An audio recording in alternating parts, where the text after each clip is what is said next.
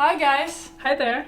Welcome to our channel, Make That Change. In this channel, Anna and I talk about work life and discovering Canada.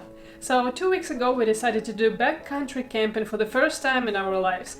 And we chose Tonquin Valley, which is located in Jasper National Park in Canada. And we spent 3 days completely detached from civilization. And before the trip, neither one of us have ever done backcountry camping in our lives. So as we were preparing for the trip, it was exciting, but also a little bit scary. Yeah, and in order to prep ourselves, we watched a bunch of YouTube videos, we read so many articles, but even that didn't help us, and we managed to make some serious mistakes along the way. So we decided to make this video to share some of the mistakes that we've made, and most importantly, share the advice that we would have given ourselves before doing our very first backcountry camping trip. So hopefully you will watch this video until the very end and you won't repeat our mistakes. Please don't. So let's get started. Let's do it. And my advice number 1 for you guys is to always plan your route diligently so you don't get lost. Make sure you know where your trailhead starts, and please plan in advance where you're going to park your car. You can always print a real map. Don't rely on electronic devices only, especially if there is no cell phone connection in the area when you're doing backcountry camping.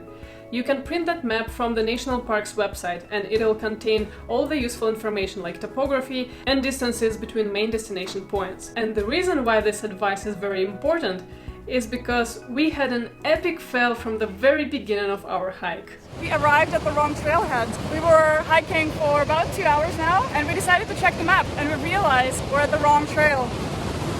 The plan is to go back and start where we're supposed to start. It's 2 p.m. right now, so I hope we have enough time till the sunset to actually get to our camp. We'll see. So we got to the trailhead and we were so thrilled to start hiking. And then 5 kilometers in and an hour and a half later, we realized something was off.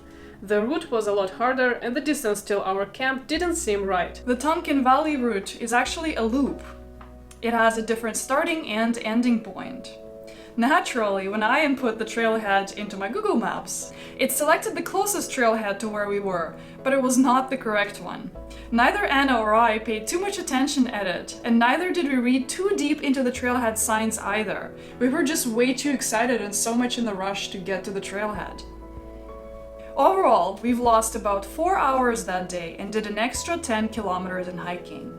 This resulted in us being pretty exhausted by the time we started our actual hike at the right trailhead. And on top of all of that, there was a heat wave in Alberta during that week.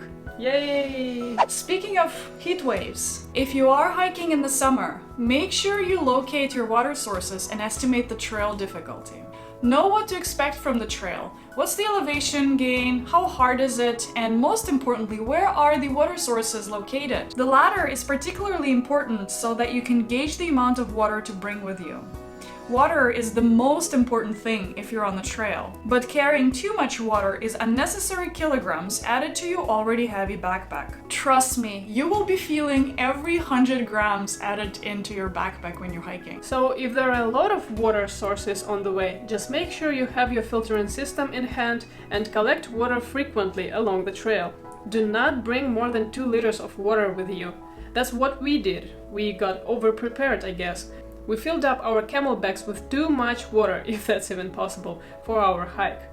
That's a lot of added weight, and we were stuck with it because our camelbacks were inside the densely packed backpack. Our trail was full of nice water sources. We could have used them instead of carrying extra couple of kilograms each. So when you're collecting information about your potential trail, please do a thorough research about water sources along the trail. The next advice we're going to share with you is to pace yourself. And this is probably one of the oldest advices that I've heard about any sorts of hiking or mountaineering.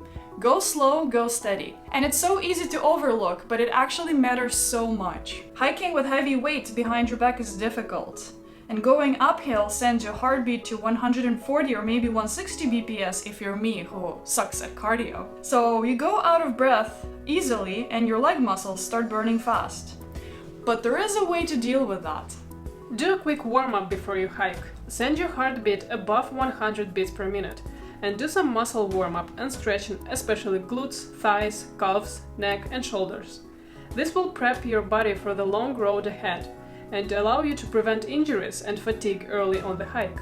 As you start your hike, start slowly. There is no need to rush. Let your body prepare for the terrain and the weather conditions. If you're hiking in a group, do not succumb to the peer pressure of others who might hike faster than you. You are in this to enjoy yourself, not to race others. Communicate your pace to your group and make sure everyone sticks together. No one wants to be left alone in the middle of nowhere.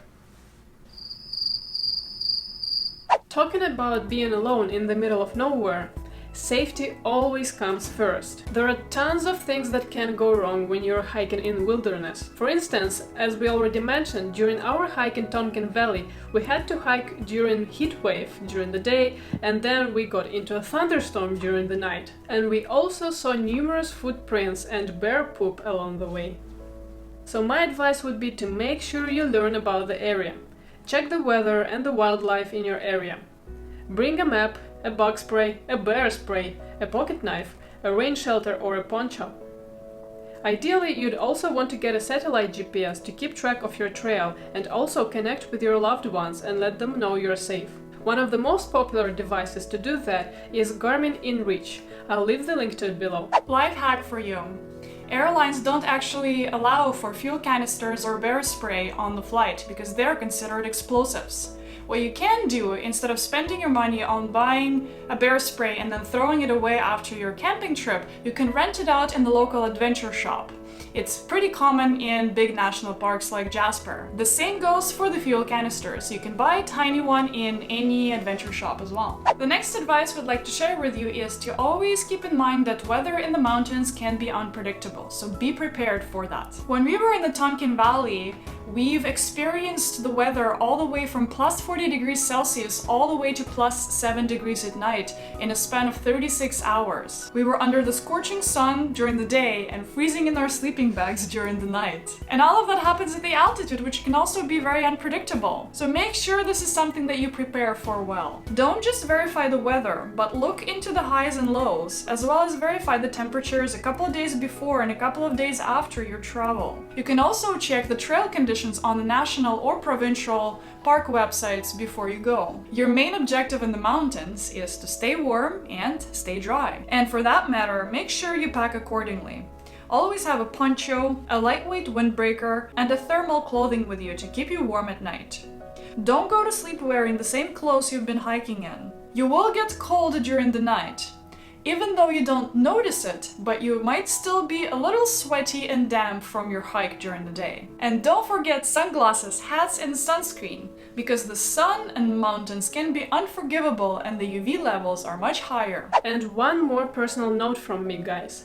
Never buy hiking backpack, I mean anything beyond 24 liters, online before trying it on. Backpacks must fit really well for your torso length, shoulder width, hips and overall fit. It might not seem a big deal, but when you're carrying 15 kilograms behind your back while going uphill, you feel the strain as soon as 30 minutes through the hike. My recommendation for you is to go to the sports store, talk to a specialist, measure yourself, and try as many backpacks as possible.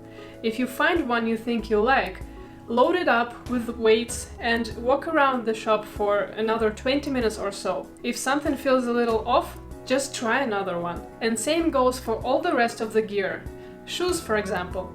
Make sure you break in your shoes before you hit the trail. Having blisters while hiking will be a real pain, but not in the ass. Hiking socks can have extra padding in them, so it'll be not a bad idea to spend a little extra and buy those. I hope all of that advice didn't discourage you or make you feel afraid. I just hope it made you more aware of what to expect. Hence, you are prepared for the worst and you have the best hiking experience ever. If you're watching this video, you're likely planning your very first backpacking trip. So if you are, please leave a comment below and share with us what your journey and adventure is going to look like. We'd love to get some tips on where to go next. With that said, I hope you have an amazing time enjoying our beautiful planet full of gorgeous and breathtaking views. And while you're enjoying your adventure, please be respectful.